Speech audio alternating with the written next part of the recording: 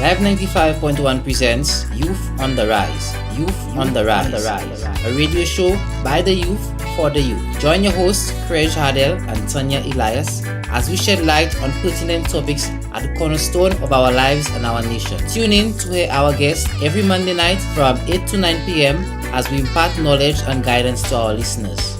Don't forget, every Monday night from 8 to 9 p.m. on Live 95.1 FM. Youth on the Rise. We are talking on the topic of dependence. And the topic is, should we depend on politicians for our future? Miss Elias? Good evening, listeners. Welcome to the show, Youth on the Rise. Again, it's my pleasure to be here with you this evening. Now, this is a very juicy topic. Alright? It's a very juicy topic. And the inspiration from this topic came about from a lecture that both co-host and myself was at, and also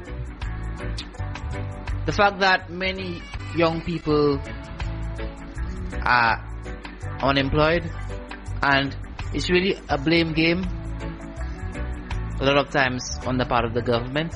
So you find a lot of people blaming government for their problems, right? And that would bring about the question, should we be blaming them?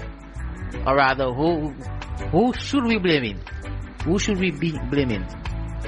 Okay, as Mr. Haddell said, this is a very interesting topic where we will discuss government, politics, young people, unemployment, and very, very important issues in St. Lucia.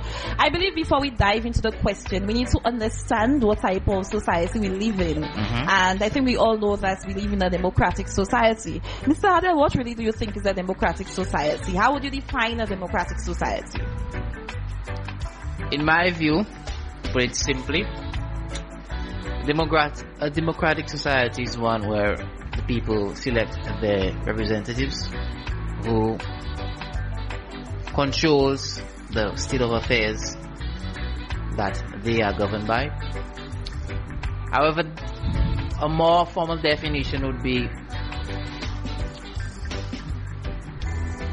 a system of government by the entire population or all the eligible members of a state, typically where representatives are chosen. And I like this definition because it encompasses one word that I like very much: chosen. Okay, a lot of people believe that when they're in power, they will not put there, or by magic they ended there. So the fact that you got elected and the public had faith in you, majority that is, says a lot. I would like to add to what you are saying, Mr. Haddell. In a democratic society, we know that it is a political system in which the supreme power, people, you need to understand that in our society, the power lies in our hand. The only thing is that as citizens, we elect, very, very important, we elect people to represent us. So every year every 5 years, we go to the polls. I think we are due to go to the polls in 2016. We elect a group of men, a group of women as well, to represent us, to take decisions on our behalf. We need to understand that. That is what a democratic society is about. And there are really two types of democratic societies. One in which there is direct representation. In other words, you are directly involved in what's happening in your society. In lawmaking, you're there, you're actively involved. And there is also the representative aspect where you have elected a group of men, women to represent you at the national level, international level. Yes, well said. Now, speaking of democracy, we need to understand exactly how, or rather what those we elect do.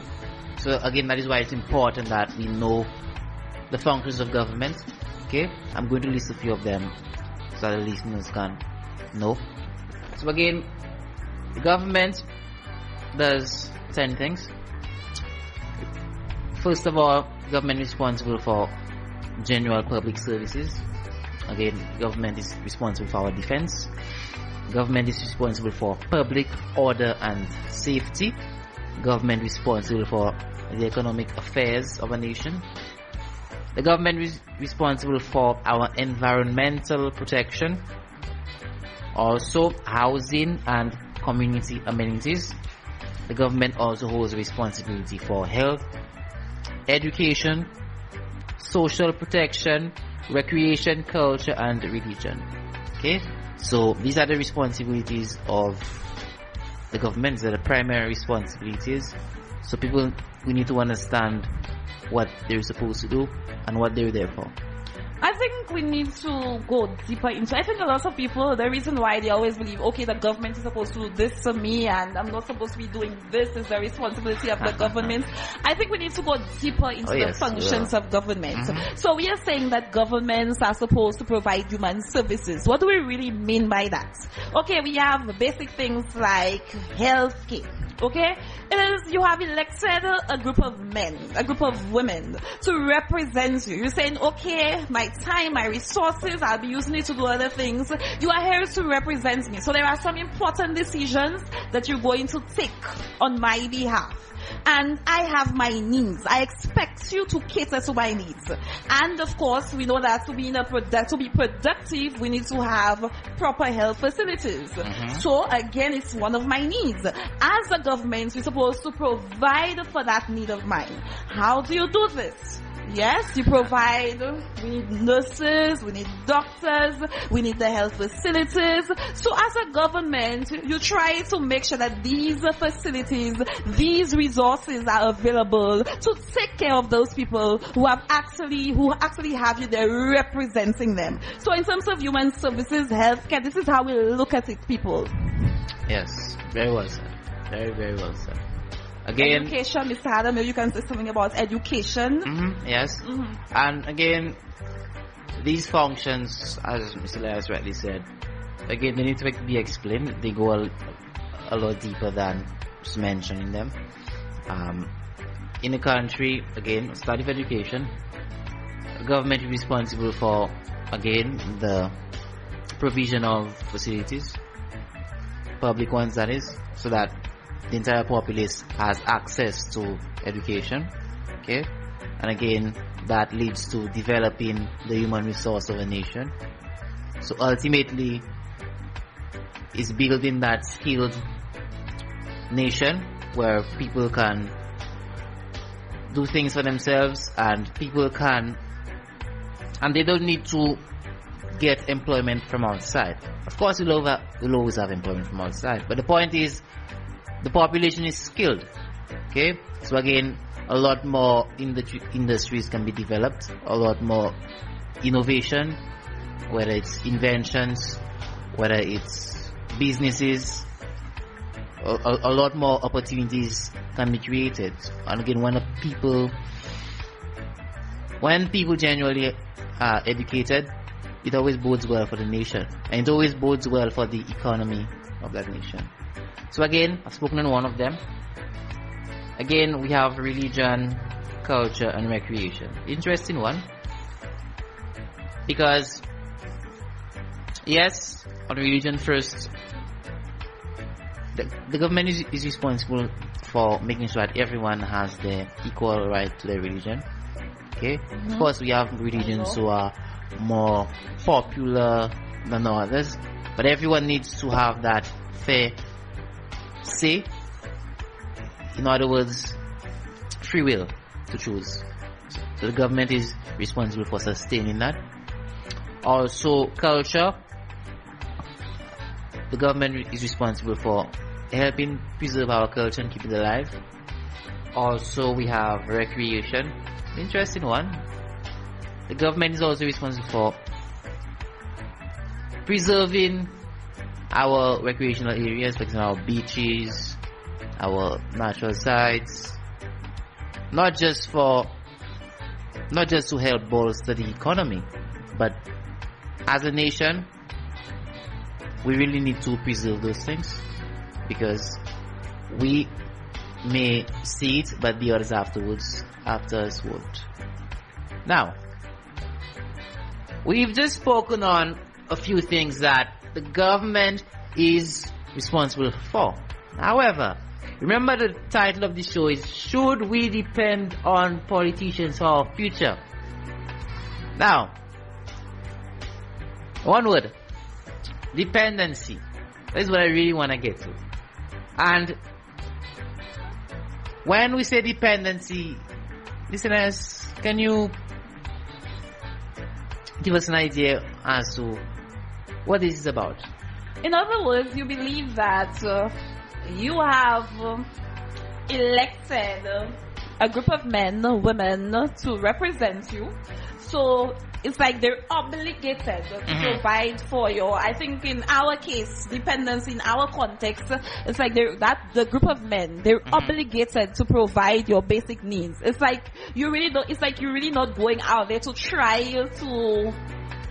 for yourself, if I may use that term, but it's like, okay, I'm supposed, whatever I need is supposed to be provided by the government. That is the whole, if we use it in context, I think that is what we're really trying to capture when we say that we are dependent on the government for our needs. Okay.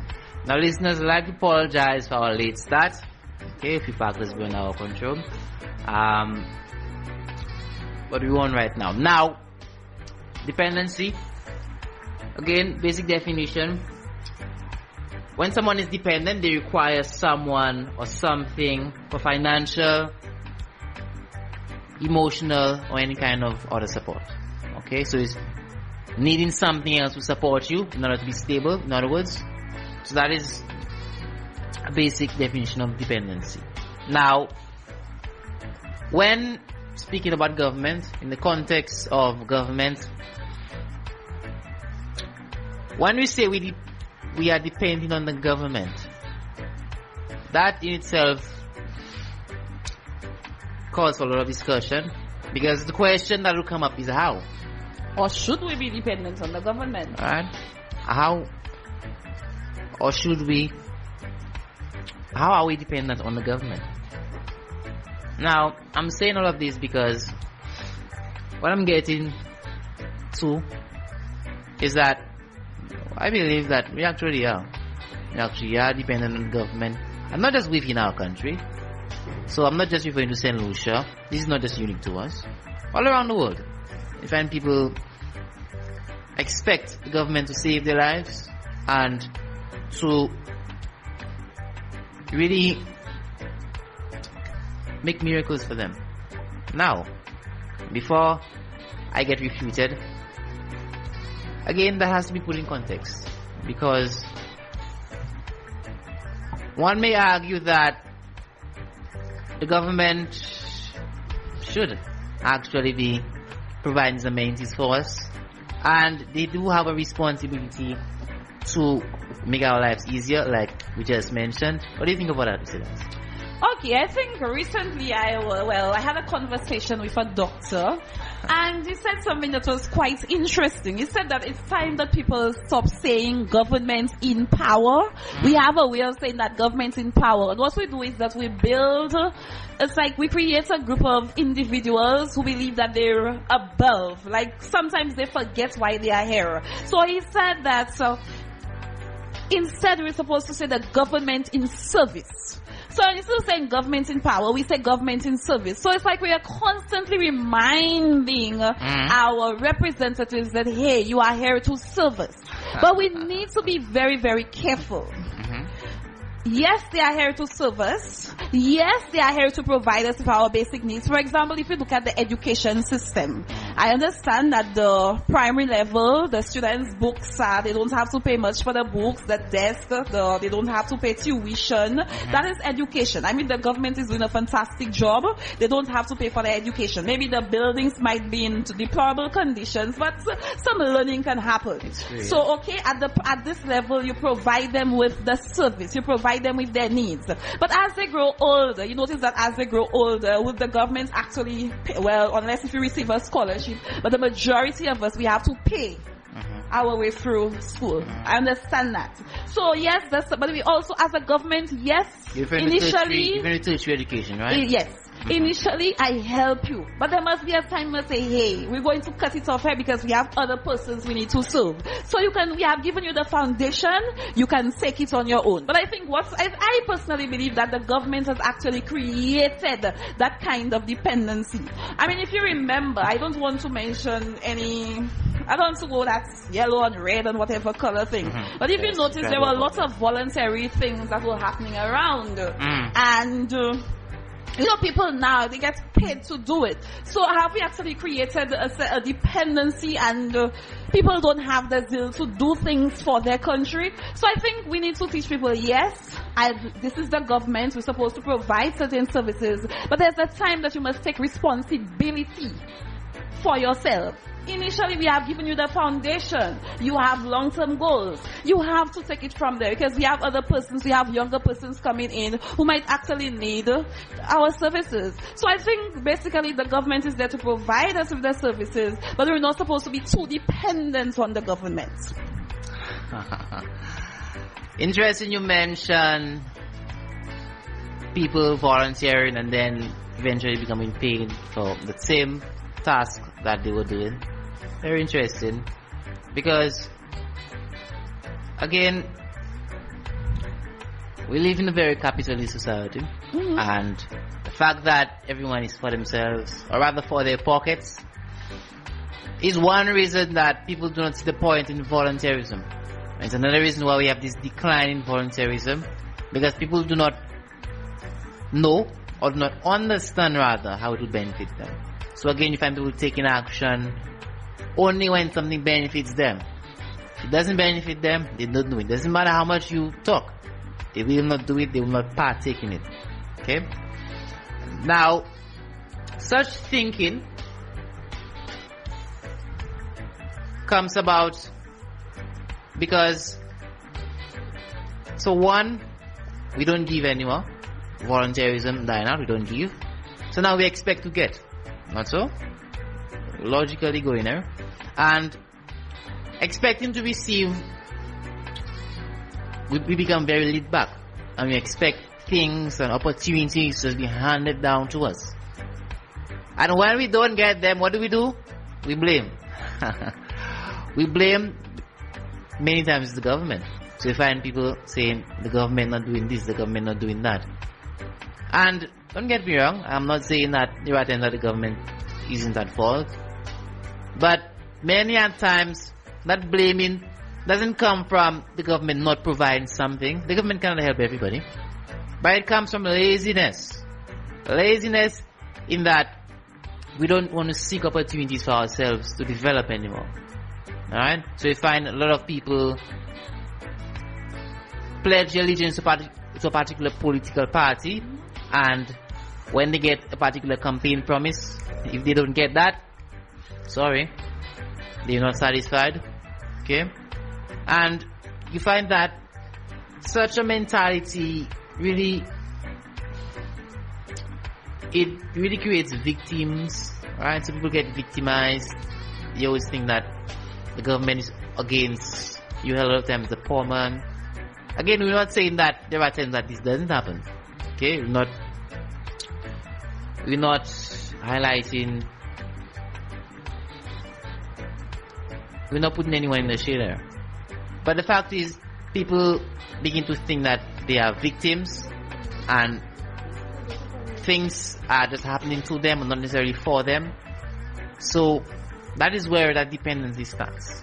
And again, you find a lot of people sometimes protesting, and not just protests, because there are legitimate protests to be fair, but a lot of times people send a lot of vitriol at the government that is actually inappropriate.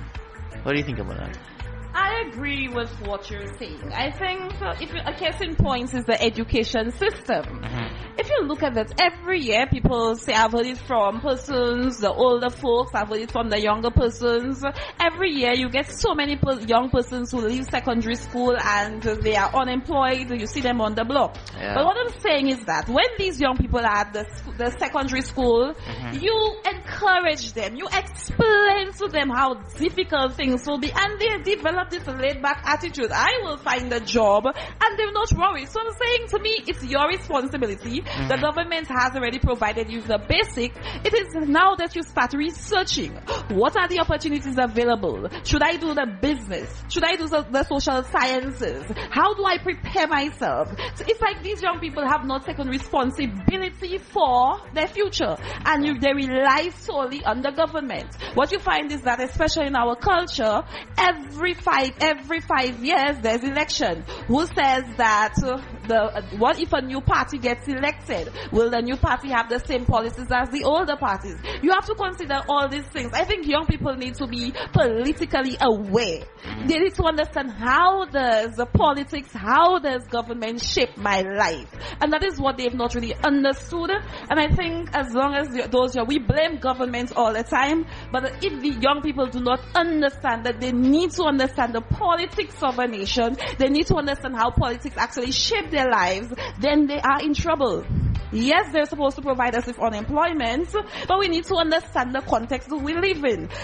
Do we have a government that is able to provide opportunities for our people? When we look at the persons who are representing us, are we hearing, when we read their manifestos, when we look at their policies, do they have things that's going to help us create employment opportunities for us?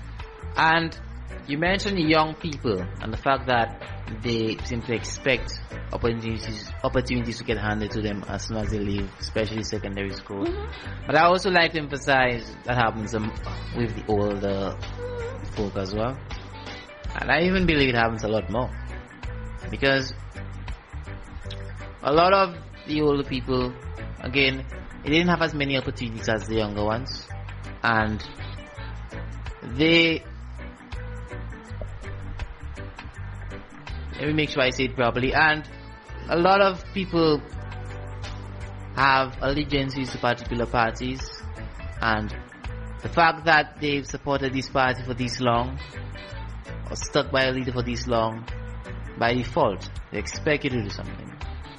Okay? They expect you to do something. And yes, the youth is one of the largest sectors of the population. That is why a lot of our manifestos, a lot of speeches are actually tailored to them, to their empowerment, to action, and how they can be benefited. But however, a lot of the older folk actually are just as dependent and are just as merciless when it comes to criticism, and unjustified criticism, that is, because we will touch on the role of the opposition in a little bit. Okay, criticism is actually healthy. Okay, but sometimes unreasonable criticism, they actually engage in it just as much as young people. And the worst thing is that sometimes when young people begin to pick up on what is said, what they're saying, and they don't really think it through for themselves, and they just say it out. Yeah. Don't you also believe that it is the promises that the government, the representatives make to young people? I guess, yes, you are you're campaigning, there's a rally, and you're hyped up because there are so many young people, and you tend to say certain things that you don't really mean. So, for example, unemployment is maybe at 10% by the well, right now, the unemployment rate is actually 24.9%. Okay, 24.9%. And when we come into power, all of you will be getting jobs, and all of you will be getting this, and then it's like you're actually, okay, I don't really have to kill myself. I know for sure I am promised that job. So sometimes you tend to wonder whether it is actually the promises made by politicians that actually create that kind of dependency on them. I mean, some of them, they go to your homes and they make promises to you, and it's like people always say, okay, now 2 years, next year there'll be election. I'm expecting them to come to my home because I know when they make these promises, I will see them after the next 5 years. So you're wondering whether it is the politicians themselves who are creating that kind of dependency that the populace have on them. Very interesting. And again, speaking on dependency, because young people, again focusing young people here, I believe that a lot of them are actually misinformed. They're misinformed because they're made to believe that the world is not as harsh as it is, and they're made to believe that they're entitled to things. Again, somebody here that might think, of course, if someone follows the well-laid-out path, yes, they will get some degree of success. However, good jobs, employment opportunities, everybody cannot get it. Okay? In other words, there aren't jobs available for every single person around. That is a fact. Okay? So it is competitive. It is competitive, and many times people have to create opportunities for themselves. And where I believe that a lot of young people lack a sense of awareness is they don't really see how their education,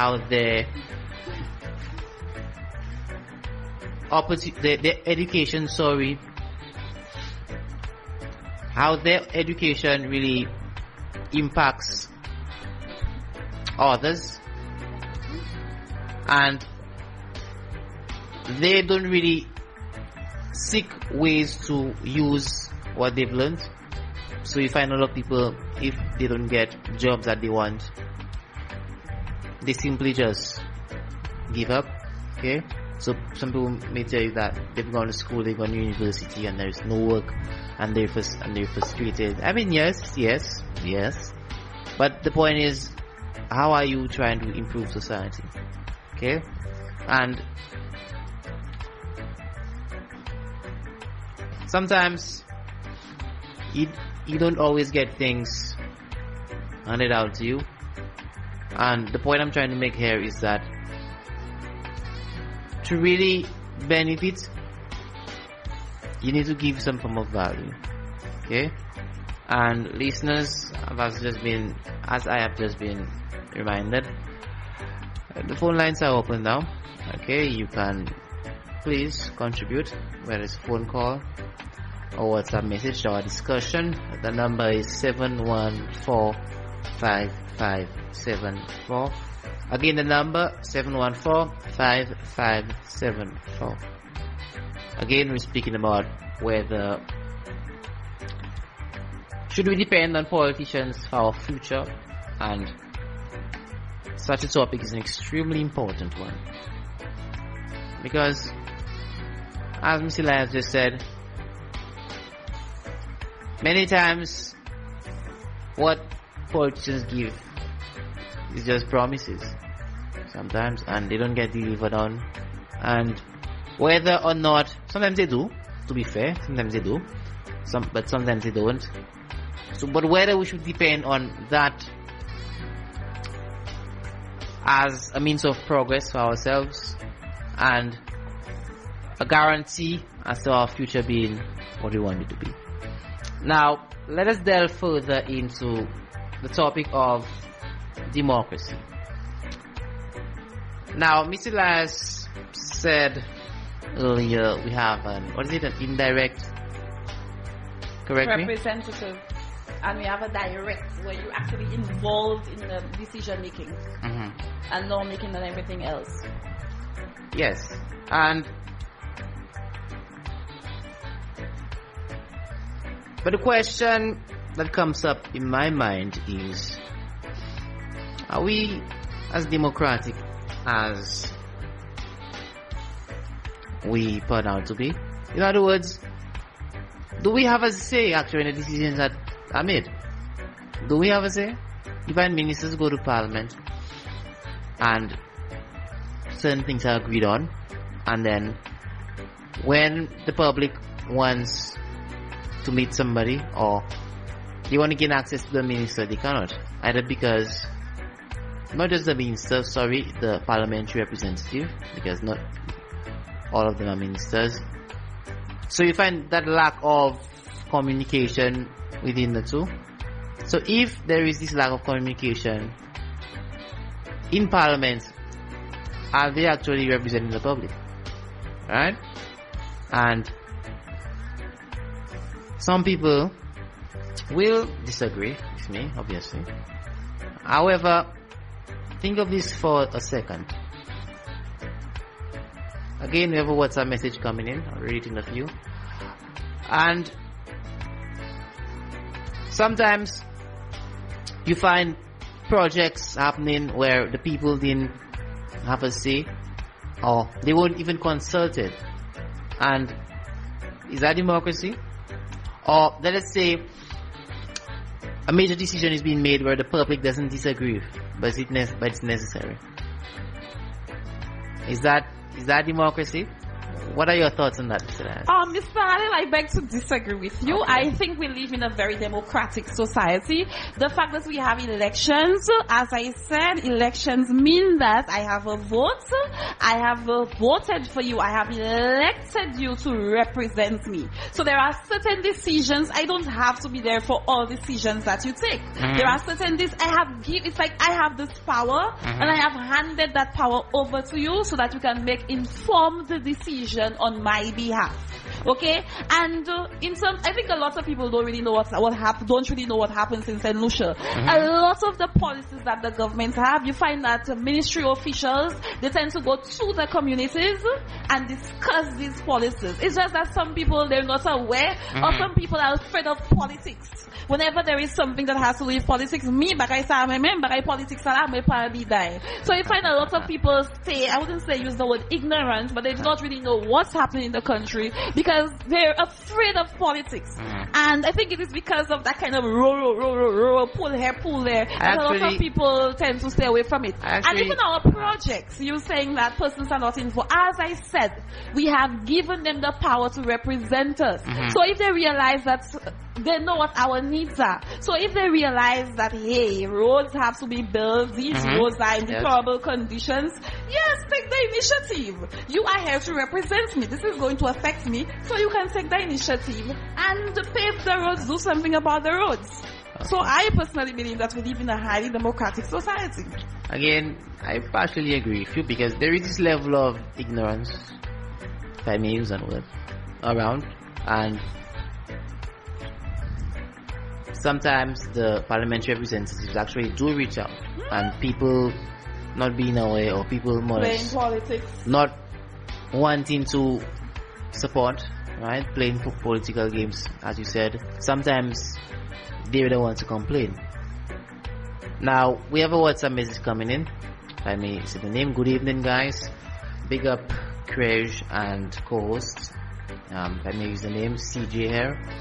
We keep saying that the youth are laid back and don't prepare and whatnot.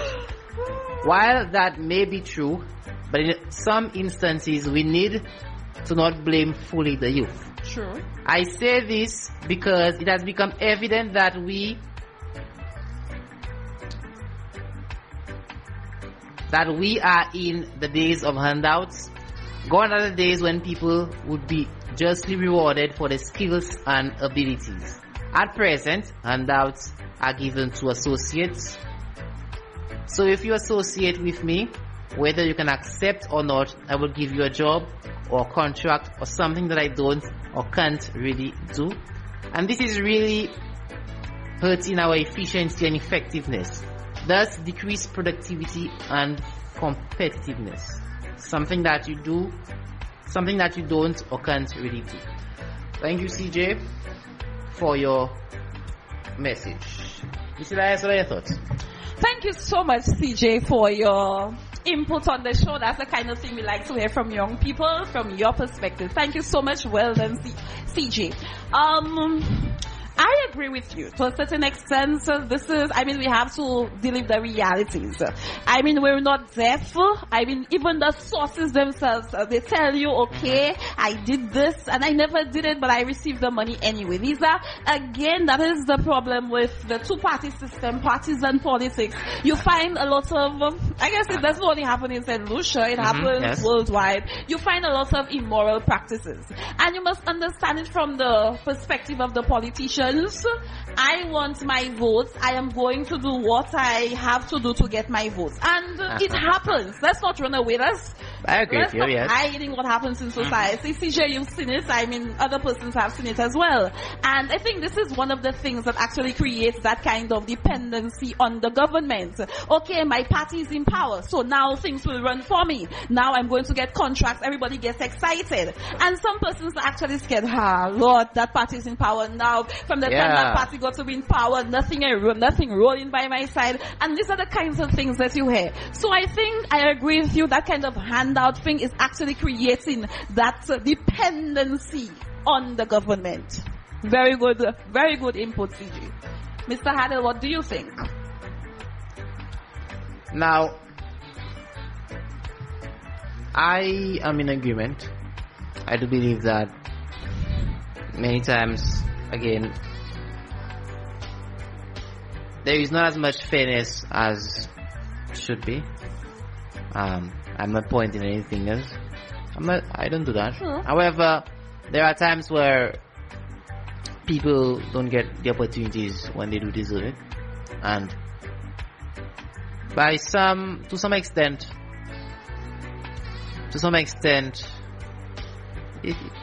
it can be a bit natural, because you'll always find people leaning towards people that they know, and even when they're in a position of power, trying to help them somewhat. But many times, there are times where it happens inappropriately, and these things need to be clamped down upon.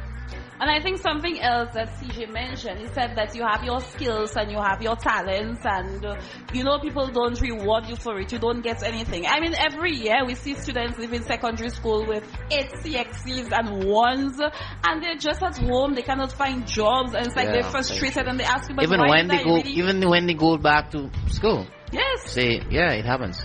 And they ask you, okay, why did I go to school? Why did I try? And you ask yourself at that time, who really is to be blamed? Who really is supposed to help these young people? What do you think, Mr. Hadel? Who do you think should come in and help these young people who leave every year with 7 and the scholarships are there, but you find that it's somebody who voted for whoever gets it, and you're wondering, are we really failing our young people?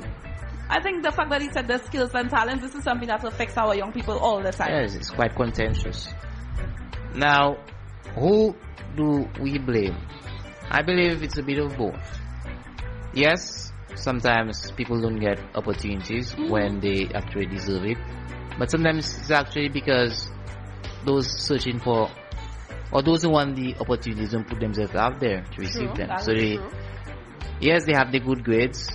Yes, they have the good grades, but they don't really reach out. They don't really try to be of service, say, in the community, and they don't really try to give back and help out. Because remember, a big requirement for getting a scholarship, okay, we haven't done a message coming in, a big requirement for getting a scholarship is actually voluntary service. Sure. Yes. Yeah, and a lot of people, even those who have good grades and they don't get anything, because a lot of employers actually ask, what have you done? So fine, you haven't been employed for a year, but over that year, what have you done? Just sat at home, alright? And it's a little telling. Again, a lot of people have good grades, Yes, there are a lot of people who are underperforming. There are a lot of people who actually have good grades, and as you rightly said, don't get opportunities. But what are these people doing? Okay. Now, another message coming in. But don't you think if we keep accepting it, that it will just keep continuing? If we want the youth to really work hard to achieve greatness, then we need to have some form of encouragement for them Yes. Let me read that over if anyone wasn't clear. But don't you think if we keep accepting it, that it will just keep continuing? If we want the youth to really work hard to achieve greatness, then we need to have some form of encouragement for them. Thanks again for your contribution, listener. Okay, I think that is very, very interesting, and it reminds me of that talk we attended, that lecture, we attended on the 18th of April, the When We Memorial Lecture. Mr. Greaves. And he said that I think it has to do with a revolution. I agree with you. I think we have accepted so many things. I saw Mr. Hazel like, okay, what revolution are you talking about? Remember, revolution does not necessarily mean that you're fighting and fighting. It's just that there's this radical change. And I think that is where I supported what Mr. Greaves said. That is why it starts. It starts with the young people. I think it's time that you stop seeing yourselves as token representatives. As Mr. Greaves was saying, it's like, I'm being used, the party is here. They need me to get young people, the support of young people. And as soon as the election is over, okay, you have served your time, we forget about you until the next 5 years run. So it's about radical change. I mean, we're tired of it. Let us start with the young people. Young people are important. So as you were saying, let us develop that leadership in young people. As you were saying, again, we keep on saying the future is the youth. I think the youth is our future. The youth is not our future. It tells you the youth is now. Let us start nurturing them from the time they're small. Teach them to appreciate work. Teach them leadership how skills. Important work is, hard work, discipline, leadership. And when you start from small, I think the way the society is, we can't really have that kind of change yet. But if we go back and have this radical change, start with our young people, help them appreciate, show them that they're not part of our future, but they're part of the present. It starts from where they are. Then I think that kind of change that you want to sow, it is going to happen. And another important thing that is worthy of mention is that young people need to develop some, as you call it, political awareness and being aware of the environment around them politically, how changes from abroad, for example, affect us, and how changes, especially in our neighboring islands, the impacts of it, and what we can do to really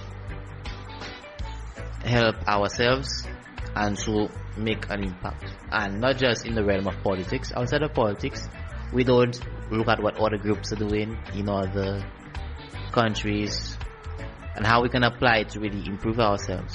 Because, and I really found that was profound. Because we need to remember that we're special, but our problems most of the times actually not unique.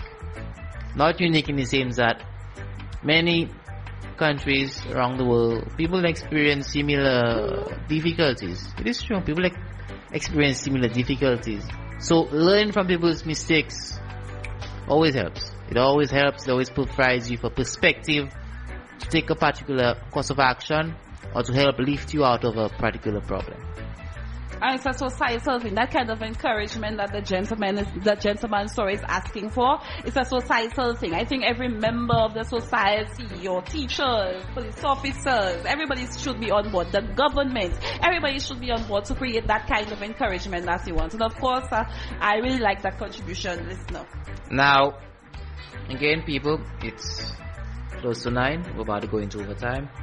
Let us touch on the idea of selecting a government. So now we've spoken about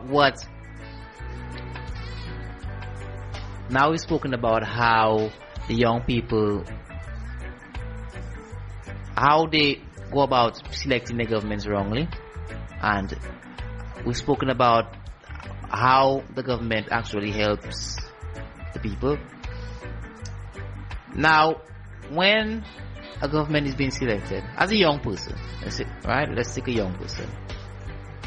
If I were to vote for X or for Y party, alright, we're not tagging colors there, what do I consider? I will give my points first. You need to not just again, I'm speaking from the perspective of a party that is in government. Okay, for a party that is in government and is going for re-election, you need to consider whether or not the party delivered on their campaign promises.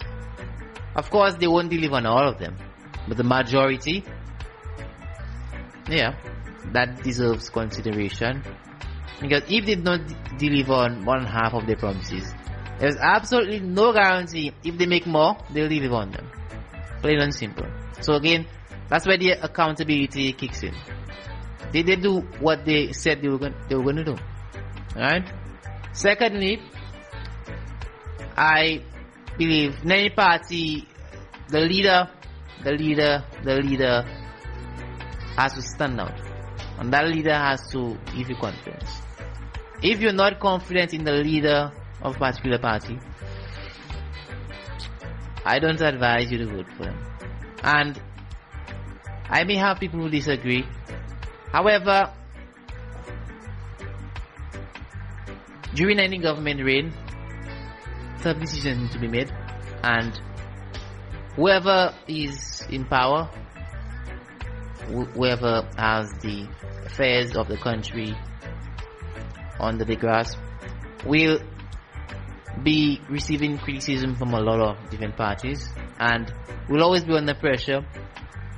Even when that person is not in power yet, you need to be sure that that person has the capability of withstanding pressure. Because it's very easy trying to get elected, but when you're actually in the seat, that's when the fire starts. You have to perform. It's not just X or Y party, X, Y, or Z party, but you governing everyone. So everyone's interest and your interest, right? So that is my side of it. And again, listeners, the number to call us is 714-5574. You can also reach us via WhatsApp as well. Now, also,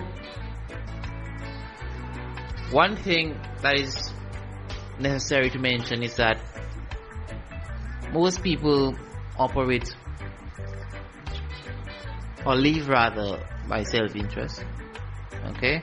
And yes, there are people who claim to have our interests at heart, but on an individual level, the only interest you have at heart is ours.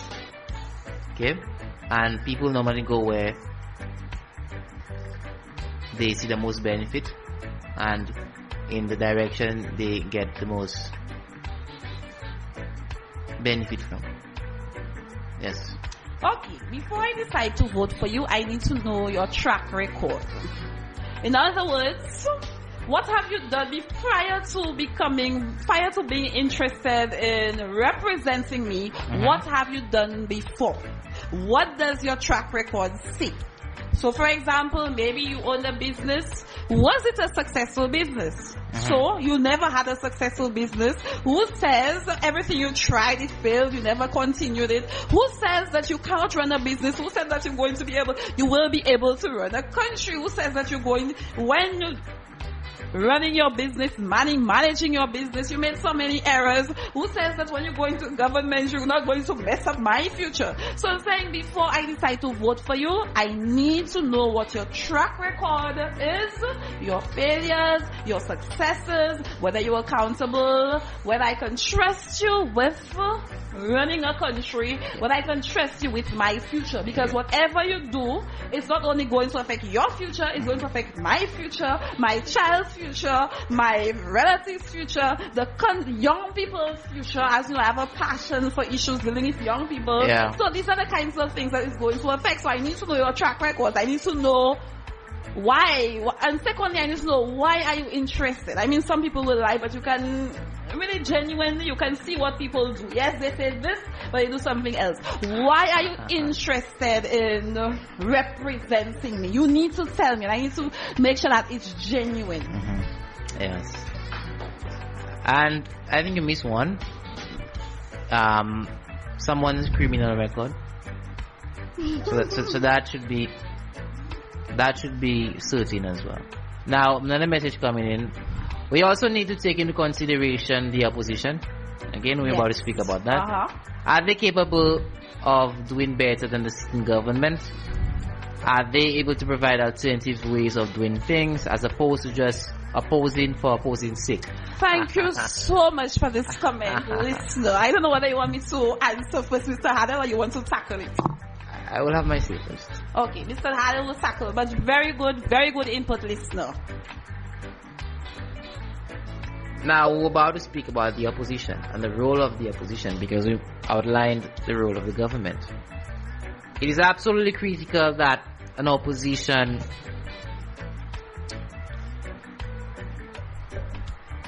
really puts pressure on the government for its shortcomings and actually help the people to actually see and understand where they're coming short. So an opposition that is very critical of not just for opposing sake or for criticizing sake, as he mentioned, but actually identify faults and highlights them and shows them to the public and really stands up for the youth and the nation is very, very critical, because no government is perfect. Doesn't matter if the opposition came in power. Yes, they may do a better job. Yeah, they could, but it doesn't mean that they will cater to the needs of everyone. And again, for the government itself, it also serves as a deterrent, so that they make sure that they're on course and they're actually doing what they're supposed to do. So that is my take on it. Earlier on, listener, again, very good contribution. Earlier on, myself and Mr. Hadel were actually discussing the opposition. And I was telling Mr. Hadel that quite a few persons do not see the opposition as part of government, when in fact the opposition is part of government. And I think they get paid, the leader of the opposition gets paid, so it means that we understand how important, how valuable his role is. And of course, the opposition is, one of the main roles of the opposition is actually to put pressure on the government, the ruling party, the government. And when we say pressure, it doesn't mean, like you were saying, just criticizing for criticizing sake. You notice that there are certain things that are not happening right in the country. Yeah. You notice that unemployment is high. You just don't go and say, okay, unemployment is high and things like that. What suggestions? I understand that you criticize unemployment is very high, but as a leader of the opposition, as members of that team, what suggestions do you have? Are you actually critiquing and you have no suggestions? So I think that the role of the opposition is very important, and people need to understand that these persons, at least the leader of the opposition, gets paid every month for this role. And I think at the lecture again, something was highlighted. If you notice that we have a lot of division in our country, and this person is saying, I don't think we've ever heard, although I think I've heard somebody from the other side, I don't want to mention political parties right now, complimenting each other. It's like they're always at each other. So for example, your policy on your step policy, this is really helping, or your pride policy is really helping. I can see young people, I can see them on the road, and I can see something happening in our country. I'm not saying that is where they're supposed to compliment them, but they don't come, the government in power, the government in service does something that is good to help the country. Do we compliment? Do we tell them that? Or do we go around and find something wrong with it?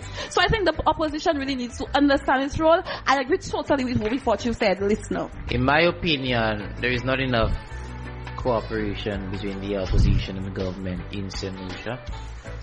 In my opinion, yes, they are very quick to find the negative and not praise or commend when something is done that deserves that commendation. Now, when you have the opposition criticizing the government and not offering suggestions, I believe that is a problem. It is a problem because the opposition or an opposing member is criticizing a particular course of action and doesn't have any merit for it. So you find a lot of criticisms being emotional. And you may believe that opposition members or members in parliament don't get emotional when they speak, but trust me, they do. Okay? Because that is why you find a lot of times even people's personal business gets leaked out. Right? And it's demoralizing in a sense, because some people actually don't like Politics. Don't go that far and are discouraged from entering into the political fray because of this. However, what I'm trying to get to here is that we don't need to go that low, and we need to discuss issues and help each other. Okay? Because as you said, the opposition is a part of the government, and it's actually one team. It's actually one team. The opposition may suggest projects that can be done, and they may get done. And it's about them helping each other. But where it goes wrong, for me the worst thing is when you find insults getting thrown about and exchanges in the media. Again, it should not be this way. And it actually degrades the quality of our political discussion and provides a bad example for the youth and aspiring politicians alike. Also, a lot of young people, as I said a while ago, do not enter into politics because of this. Because yes, you get a lot of amenities, you get to serve and help a lot of people. However, your reputation gets trashed around sometimes, unreasonably sometimes, because someone has an intention, or someone, again, I'm not taking any sides there, I'm being very objective, or someone wants to play a particular political game with you. And again, that is why religion, politics are very sensitive topics, and that is why people get very emotional about them, because you're always threatening somebody, you're always threatening somebody's ego. So that is why you have to be very careful.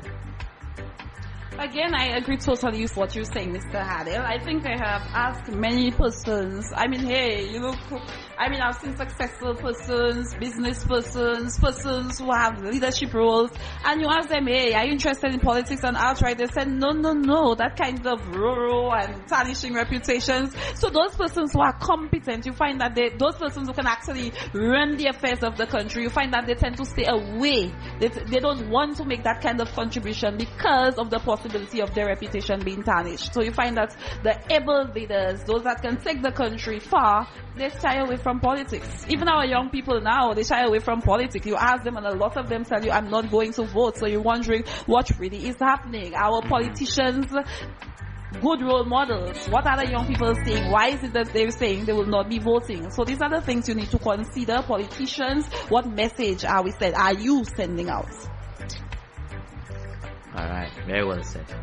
Now, Mr. Lyons, let's go back to the question. Should we depend on politicians for our future? Any last words on the topic? Okay, we live in a democratic society and we have given them the power to represent us. I think there are certain things that we can rely on the government for example, basic basic education. However, yes, we have rights in the country, but we also have our responsibilities. There comes a time when you have to take responsibility for your education, for your health care. There are medicals, insurance, and everything else. So I think there is a certain limit. Yes, you enjoy. Yes, you're the one who placed the politician in power, in service. Yes, you're the one who did all that. But you must understand that you need to take responsibility for your care. The government cannot do all of it for you. I believe the onus is on every individual. Yes, we need to understand our role in our country. We need to understand how the government impacts us, how we are helped. We need to understand the world around us, because many times the government set out to help us, and with certain circumstances that we cannot. So we need to understand how these changes actually affect the capability of actually helping, and we need to understand ourselves as well. We need to understand that many times we don't actually need the government to pick us up, and if we have something, if we have a dream, if we have a particular career path, if we have an ideal, we should just aspire it, and we should actually be willing to put in the work to create an opportunity for ourselves. Not necessarily business, that's not what I'm saying, but just take that step and do a little more. So that is very necessary. And yes, empowerment always multiplies when we're in numbers. So groups, that is why groups, volunteer groups, and people aspiring to a certain change, a certain particular course of action is always powerful. On an individual level, being willing to put in the work, to educate yourselves, to surround yourself around the right people, always helps. And not waiting and complaining about opportunities that don't come, opportunities that we don't get. We need to be grateful for what we have and not for what we're not getting. Okay, listeners, this is the end of our show. Now turn to Miss Elias for some announcements. The Chosen Youth and Sports Council wishes to thank all those persons who attended the Win Memorial Lecture on the 18th and our Soleil Couché activity. These two activities were quite successful, and it is because of you. So once again, thank you on behalf of the Chosen Youth and Sports Council. Good evening, listeners. Now, this is the end of our show. You've been listening to Should We Depend on Politicians for Our Future? Depending on where you are in the world, good morning. The rest of us, good evening. Stay tuned for next week's show, and goodbye.